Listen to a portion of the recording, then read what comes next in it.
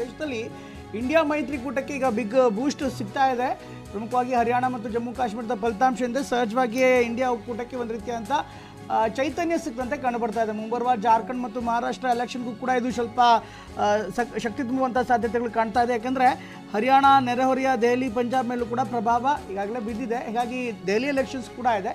ಸಹಜವಾಗಿ ದೆಹಲಿ ಮತ್ತು ಪಂಜಾಬ್ ವಿಧಾನಸಭಾ ಚುನಾವಣೆ ಮೇಲೆ ಈ ಫಲಿತಾಂಶ ಪರಿಣಾಮ ಬಿದ್ದೇ ಬರುತ್ತೆ. ಫಲಿತಾಂಶದಿಂದ ಇಂಡಿಯಾ ಮೈತ್ರಿಕೂಟಕ್ಕೆ ಮತ್ತಷ್ಟು ಬಲ ಸಿಕ್ಕಂತಾಗಿದೆ. ಇದು ಒಂದು ವಿಚಾರ. ಇದರ ಜೊತೆಗೆ ಜಮ್ಮು ಕಾಶ್ಮೀರದ ಚುನಾವಣೆ ಬಗ್ಗೆ ನೋಡೋದಾದ್ರೆ ಜಮ್ಮು ಕಾಶ್ಮೀರದಲ್ಲಿ ಬಿಜೆಪಿ 24 ಸಂಖ್ಯೆ ಮಾತ್ರ ಇತ್ತು, ಮುನ್ನಡೆ ಸಾಧಿಸಿತ್ತು. ಈಗ 31 ಕ್ಷೇತ್ರಗಳಲ್ಲಿ ಮುನ್ನಡೆ ಕಾಯ್ದುಕೊಂಡಿದೆ. ಅದೇ ರೀತಿ ಕಾಂಗ್ರೆಸ್ ಮತ್ತು ಎನ್ಸಿಪಿ ಮೈತ್ರಿಕೂಟ ಏನಿದೆ 45 ಕ್ಷೇತ್ರಗಳಲ್ಲಿ ಮುನ್ನಡೆಯನ್ನು ಕಾಯ್ದುಕೊಂಡಿದ್ದಾರೆ. PDP 3 ಕ್ಷೇತ್ರಗಳಲ್ಲಿ ಮುನ್ನಡೆ ಕಾಯ್ದುಕೊಂಡಿದೆ. ಅದರ್ಸ್ ಯಾರಿದ್ದಾರೆ ಪಕ್ಷೇತರ ಅಭ್ಯರ್ಥಿಗಳು 11 ಕ್ಷೇತ್ರಗಳಲ್ಲಿ ಮುನ್ನಡೆಯನ್ನು ಕಾಯ್ದುಕೊಂಡಿದ್ದಾರೆ. ಬಿಜೆಪಿ 31 ಕ್ಷೇತ್ರಗಳಲ್ಲಿ ಈಗ ಮುನ್ನಡೆ ಕಾಯ್ದುಕೊಂಡಿರುವಂಥದ್ದು ಸರ್ಕಾರ ರಚನೆ ವಿಚಾರವಾಗಿ ಸಾಕಷ್ಟು ಚರ್ಚೆಗೆ ಕಾರಣವಾಗ್ತಾ ಇದೆ. ಅತ್ತ NCP ಮತ್ತು NC ಮತ್ತು ಕಾಂಗ್ರೆಸ್ ಮೈತ್ರಿಕೂಟಕ್ಕೆ ಕೇವಲ 45 ಕ್ಷೇತ್ರಗಳಲ್ಲಿ ಮುನ್ನಡೆ ಸಿಗ್ತಾ ಇದೆ. ಮ್ಯಾಜಿಕ್ ನಂಬರ್ ಪಾಸ್ ಆಗೋದಕ್ಕೆ 46 ಕ್ಷೇತ್ರ ಬೇಕಾಗಿದೆ. ಹೀಗಾಗಿ ಟ್ಯಾಕ್ಟಿಕಲಿ ಬಿಜೆಪಿ ಬಹುದೊಡ್ಡ ಪಕ್ಷವಾಗಿ ಸಿಂಗಲ್ ಲಾರ್ಜೆಸ್ಟ್ ಪಾರ್ಟಿಯಾಗಿ ಈಗ ಎಮರ್ಜ್ ಆಗ್ತಾ ಇದೆ. ಸಿಂಗಲ್ ಲಾರ್ಜೆಸ್ಟ್ ಪಾರ್ಟಿ ಆಗಿರುವಂಥ ಬಿಜೆಪಿಗೆ ಪಕ್ಷೇತರರು ಸೇರಿದಂತೆ ಇತರರು ಏನಾದರೂ ಬೆಂಬಲ ಕೊಟ್ಟರೆ ಆಗ ಬೇರೆ ರೀತಿಯಂಥ ವಾತಾವರಣ ಕಂಡುಬರುತ್ತೆ. ದೇಶದ ಜನತೆ ಬದಲಾವಣೆಯನ್ನು ಬಯಸಿದ್ದಾರೆ ಅಂತ DCM DK ಶಿವಕುಮಾರ್ ಹೇಳ್ತಾ ಇದ್ದಾರೆ. ಇದು ದಿಕ್ಸೂಚಿ ಅಲ್ಲ, ಇದು ಜನರ ಭಾವನೆ ಅನ್ನುವಂಥ ಮಾತನ್ನು ಈಗ DK ಶಿವಕುಮಾರ್ ಹೇಳ್ತಾ ಇರುವಂಥದ್ದು. ಎಲ್ಲ ಕಡೆ ಕೂಡ ಬದಲಾವಣೆ ಕಾಣ್ತಾ ಇದೆ, ಬೆಳಕು ಕಾಣ್ತಾ ಇದೆ ಅನ್ನುವಂಥ ಮಾತನ್ನು DK ಶಿವಕುಮಾರ್ ಹೇಳ್ತಾ ಇದ್ದಾರೆ. ಎಲ್ಲದಕ್ಕೂ ಒಂದು ಕಾಲಘಟ್ಟ ಇರುತ್ತೆ, ಅದು ಬದಲಾಗತ್ತೆ ಅನ್ನುವಂಥ ಮಾತನ್ನು ಶಿವಕುಮಾರ್ ಹೇಳಿದ್ದಾರೆ.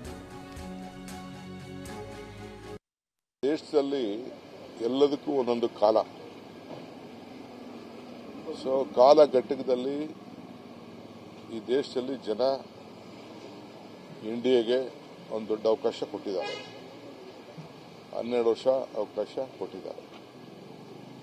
ಈಗ ಬದಲಾವಣೆ ಬಯಸಿದ್ದಾರೆ, ಈ ದೇಶದಲ್ಲೇ ಬದಲಾವಣೆ ಬಯಸಿದ್ದಾರೆ. ಆ ರೀತಿ ಸ್ಟೇಜ್ ಮೇಲೆ ಸ್ಟೇಜು ಬದಲಾವಣೆ ಆಗ್ತಾ ಇದೆ. ಸೊ ನಮ್ಮ ಕಾರ್ಯಕ್ರಮಗಳು ಕರ್ನಾಟಕದಿಂದ ಪ್ರಾರಂಭ ಆಗಿದೆ. ಮಹಾರಾಷ್ಟ್ರ ಇನ್ನು ಬೇರೆ ಬೇರೆದೆಲ್ಲ ಎಲೆಕ್ಷನ್ಸ್ ಇದೆ, ತೆಲಂಗಾಣ ಇವೆಲ್ಲ ಕೂಡ ಒಳ್ಳೆ. ಕೆಲವು ಸಂದರ್ಭದಲ್ಲಿ ನಾವು ಸೋತಿರ್ಬೋದು, ನಾವು ಇಲ್ಲ ಅಂತ ಹೇಳಿಲ್ಲ.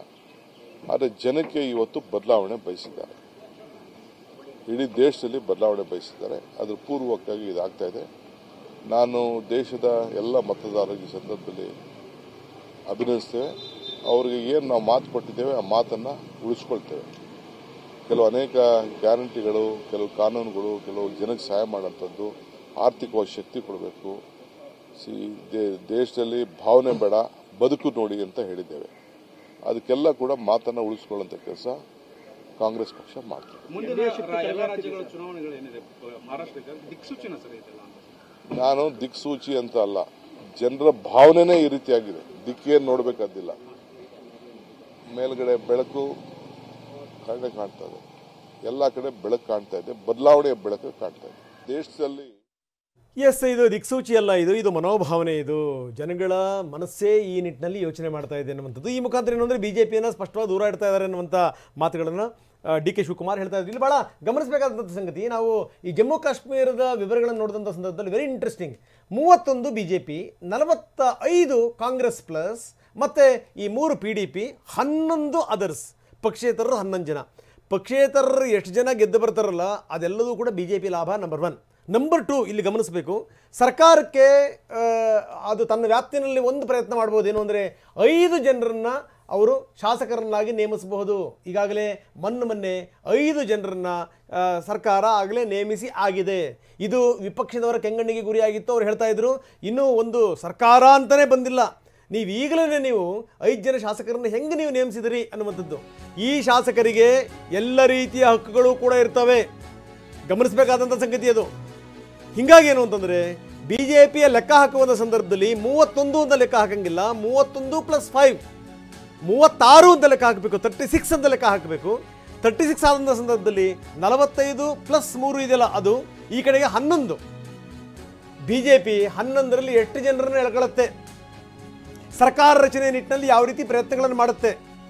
ಅತ್ಯಂತ ದೊಡ್ಡ ಪಕ್ಷವಾಗಿ ಹೊರಹೊಮ್ಮಿರುವಂಥ BJPಗೆ ಮೊದಲ ಕರೆ ಬರುತ್ತೆ, ಸರ್ಕಾರ ರಚನೆ ಮಾಡ್ತೀರಾ, ಏನಾದರೂ ಪ್ರಯತ್ನ ಮಾಡ್ತೀರಾ ಅಂತ. ಆದರೆ ಎಲ್ಲೋ ಒಂದು ಕಡೆಗೆ ಏನು ಅಂದರೆ ಈ ಕಾಂಗ್ರೆಸ್ ಪ್ಲಸ್ ಸ್ಪಷ್ಟವಾದಂಥ ಬಹುಮತ ಗಳಿಸ್ಬಿಟ್ರೆ ಅವಾಗೇನು ಏನು ನಡೆಯುತ್ತೆ? ಬಹಳ ಗಮನಿಸಬೇಕಾದಂಥ ಸಂಗತಿ ಇದು. ಯಾಕಂದರೆ ಈಗಾಗಲೇ 45-90 ಕ್ಷೇತ್ರಗಳು 46 ಮ್ಯಾಜಿಕ್ ನಂಬರ್. ಈಗಾಗಲೇ ಏನು ಅಂದರೆ ಅದನ್ನು ದಾಟಿ ಮುಂದಕ್ಕೆ ಹೋಗುವಂಥ ಎಲ್ಲ ಲಕ್ಷಣಗಳು ಕೂಡ ಕಾಣ್ತಾ ಇವೆ. ಇನ್ನೊಂದು ಕಡೆಗೆ ಹರಿಯಾಣ ತುಂಬ ಸ್ಪಷ್ಟವಾಗಿ ಕಾಂಗ್ರೆಸ್ಸಿನ ಕೈ ಸೇರ್ತಾ ಇದೆ, ಅದರಲ್ಲಿ ಯಾವುದೇ ಡೌಟ್ ಇಲ್ಲ. 56 ಕ್ಷೇತ್ರಗಳಲ್ಲಿ ಕಾಂಗ್ರೆಸ್ ಜಯದ ಕಡೆಗೆ ಹೆಜ್ಜೆ ಇಟ್ಟಿರುವಂಥದ್ದು. ಬಿಜೆಪಿ 29 ಕ್ಷೇತ್ರಗಳಲ್ಲಿ, INLD 3 ಕ್ಷೇತ್ರಗಳಲ್ಲಿ.